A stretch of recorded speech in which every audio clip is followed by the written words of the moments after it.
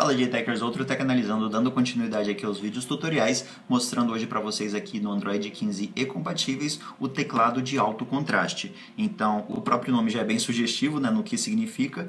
Para isso, vem aqui no ícone de configurar, procure a opção aqui de acessibilidade e depois melhorias na visão. Depois arraste até encontrar teclado de alto contraste. Então, no caso está desativado, teclado aqui nessa versão padrão.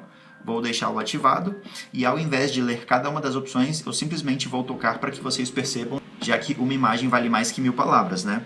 Então tem essa primeira opção, o teclado vai ficar assim, e cada uma delas que eu for tocando vai mudando aqui o teclado. E aí neste caso você tem essas 4 opções, além da opção padrão, se você mantiver desligado. Então eu espero que de alguma forma isso possa ajudar alguém, e se foi o caso, deixe o joinha, inscreva-se no canal, lembrando de ativar a notificação e compartilhe. Valeu!